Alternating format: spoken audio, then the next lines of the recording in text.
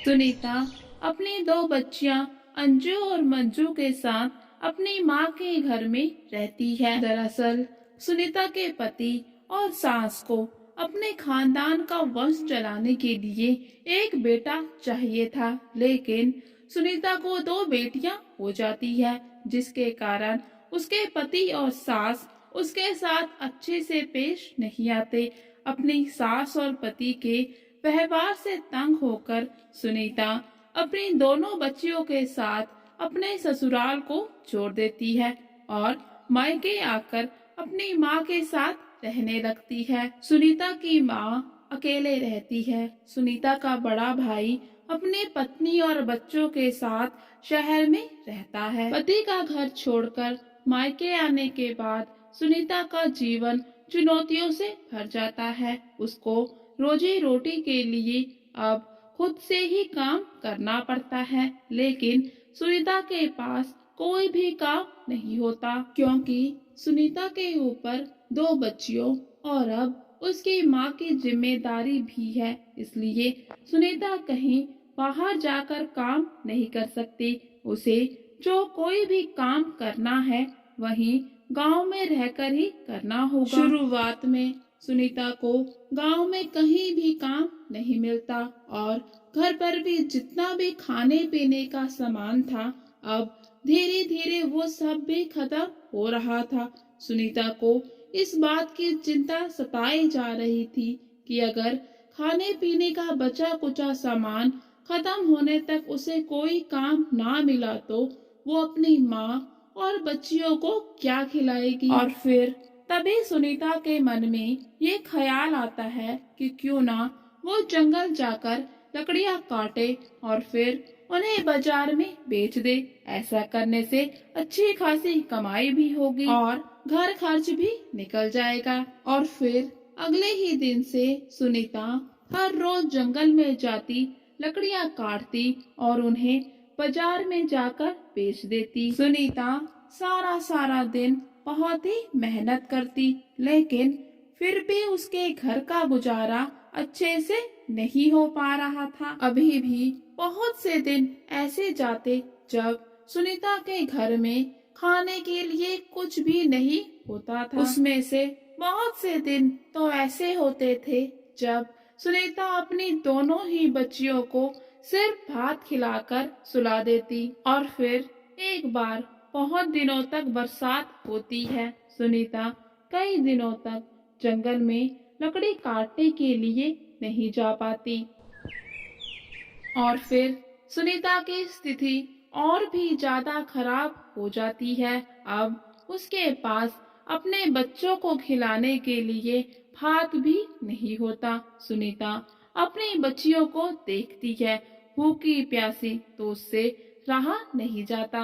दूसरी तरफ सुनीता की माँ भी भूखी है। उसने भी 2-4 रोज से कुछ भी नहीं खाया है। वो बहुत ही बुजुर्ग है, जिसकी वजह से सुनीता को अपनी माँ की और भी ज्यादा चिंता होने लगती है। इन सब चीजों को देखकर सुनीता बहुत ही ज्यादा परेशान हो जाती है कि तभी उसके दिमाग में एक सुझाव आता है, क्यों ना वो अपनी बच्चियों और माँ के लिए घास की रोटियां बनाए। तो फिर आसपास से वो कुछ घास तोड़ती है और फिर किसी तरह से उसे पीसकर उसकी रोटियां बनाकर अपनी माँ और दोनों ही बच्चियों को खिलाती है। सुनीता अपनी बच्चियों और माँ से माफी मांगती है कि उसकी वजह से उन्हें घास की रोटियां खाने को मिल रही हैं। तो फिर उसकी बच्चियां कहती हैं, अरे माँ, तुम रोती क्यों हो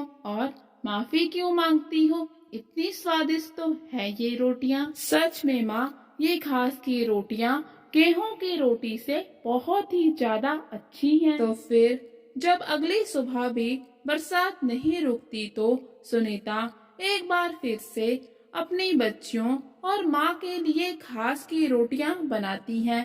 उन्हें घास की रोटियां खिलाकर सुनीता बरसात में ही जंगल की ओर निकल जाती है। सुनीता जब जंगल की ओर जाती है तो कुछ ही समय के बाद बरसात भी रुक जाती है, जिसे देखकर सुनीता बहुत ही खुश होती है।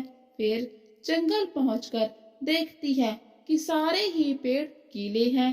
अगर वो इन सबको काट भी ले तो भी कोई फायदा नहीं है, क्योंकि गीली लकड़ियां कोई भी नहीं खरीदेगा। और सुनीता फिर से एक बार उदास हो जाती है कि उसकी बच्चियों और माँ को फिर से घास की रोटियां खानी होंगी। लेकिन फिर सुनीता ये सोचकर लकड़ियां काटना शुरू कर देती है कि अगर आज वो लकड़ियां काटेगी तो कल परसों तक अगर धूप आई तो लकड़ियां सूख जाएंगी और फिर वो उन्हें बाजार में जाकर बेच सकती है। और फिर सुनीता लकड़ियां काटना शुरू कर देती है, क्योंकि लकड़ियां गीली हैं, इसीलिए सुनीता को इन्हें काटने में बहुत ही मेहनत करनी पड़ती है। सुनीता बहुत ही मेहनत करके लकड़ियां काट रही होती है कि इतने में वहाँ पर एक बहुत ही बुजुर्ग महिला आती है। वो बूढ़ी औरत सुनीता से कहती है, अरे बेटी, इतनी बरसात के दिनों में तुम अकेले ऐसे इस जंगल में इन गीली लकड़ियों को क्यों काट रही हो? तो सुनीता कहती है, अरे माँ जी, मैं तो अपनी मजबूरी के चलते यूं बरसात में यहाँ ऐसे जंगल में लकड़ियाँ काट रही हूँ, लेकिन आप यहाँ पर क्या कर रही हैं? तो फिर बूढ़ी औरत सुनीता को बताती है कि मैं यहाँ 3 दिनों से इस जंगल में फंसी हुई हूँ, क्योंकि बरसात आ गई थी और वो अपने घर का रास्ता भटक गई। और फिर वो बूढ़ी औरत सुनीता से कहती है कि उसने पिछले 3 दिनों से कुछ भी नहीं खाया है। अगर उसके पास कुछ खाने को है तो वो उसे दे दे। सुनीता ये सुनकर अपने मन में सोचती है कि ये बूढ़ी औरत मिली भी तो किन हालात में। अगर मेरे पास खुद खाने को होता तो मैं यूं बरसात में जंगल में लकड़ियां काटने क्यों आती, लेकिन अब मैं इस बूढ़ी अम्मा को क्या दूं? तभी उसे याद आता है कि जंगल आते समय उसकी माँ ने उसे घास की बनी हुई रोटियां एक पोटली में बांध कर दी थी। तो फिर वो वही रोटियां उस बूढ़ी अम्मा को दे देती है और कहती है, अम्मा, मेरे पास तो सिर्फ यही घास की रोटियां हैं। मैं खुद पिछले 3 दिनों से अपनी बच्चियों और माँ को घास की रोटियां खिला रही हूँ। मैं बहुत ही गरीब हूँ। मेरे पति ने मुझे छोड़ दिया और अब मैं अपने मायके आकर अपनी माँ और 2 बच्चियों के साथ रहती हूँ और बहुत ही मुश्किल से जीवन यापन कर रही हूँ। मेरे पास तुम्हें देने के लिए इन घास की रोटियों के अलावा कुछ भी नहीं है। तो फिर बूढ़ी अम्मा कहती है, अरे बेटी, तुम्हारे पास सिर्फ घास की रोटियां हैं और वो भी तुमने मुझको दे दी, तो फिर तुम खुद क्या खाओगी? तो इस पर सुनीता कहती है, अरे अम्मा, इतना क्यों सोचती हो? ये मामूली घास की रोटियां हैं, जिसे मैं घर जाकर फिर से बना लूंगी। और फिर सुनीता लकड़ियां काटना शुरू कर देती है, क्योंकि लकड़ियां गीली हैं, इसलिए आसानी से नहीं कटती। ये सब देखकर बूढ़ी औरत सुनीता से कहती है, अरे बेटी, ये लो, तुम इस कुल्हाड़ी से लकड़ियां काटो, देखना सभी लकड़ियां आसानी से कट जाएंगी। और फिर सुनीता भी बिल्कुल ऐसा ही करती है। वो जल्दी जल्दी से बहुत सी लकड़ियां काट लेती है, लेकिन जब पलट कर देखती है तो बूढ़ी अम्मा वहाँ पर नहीं होती। और फिर सुनीता अपने घर चली जाती है।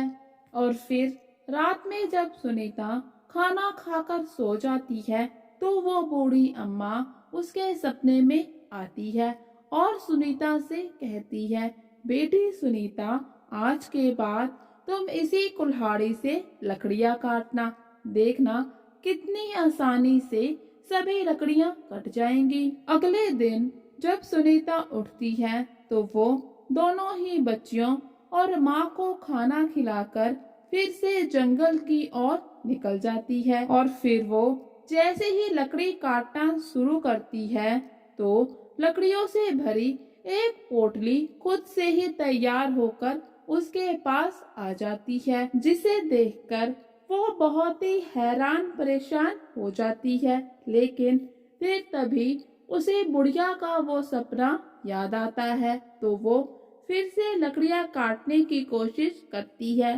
कि फिर से लकड़ियों से भरी एक पोटली और वहां पर आ जाती है। और ऐसा करते करते कुछ ही समय में बहुत सी पोटलियां तैयार हो जाती हैं और फिर सुनीता एक साथ इन सभी पोटलियों को बाजार में ले जाकर बेच देती है, जिससे उसे बहुत ही अच्छी कमाई होती है, जिससे सुनीता के घर का गुजारा बहुत ही अच्छे से होने लग जाता है।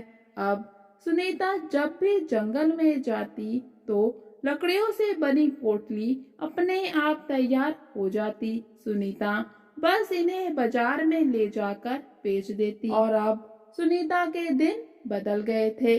उसकी बच्चियों की परवरिश भी अच्छे से होने लगी थी कि फिर एक रात जब सुनीता सभी काम निपटाकर अपने घर के अंदर जा रही होती है कि उसे वो बूढ़ी अम्मा फिर से मिलती है। सुनीता बूढ़ी अम्मा को देखकर बहुत ही खुश होती है और कहती है, अरे अम्मा, उस दिन जंगल में मुझे कुल्हाड़ी देकर तुम कहाँ चली गई थी? आपकी उस कुल्हाड़ी ने तो मेरा जीवन ही बदल दिया।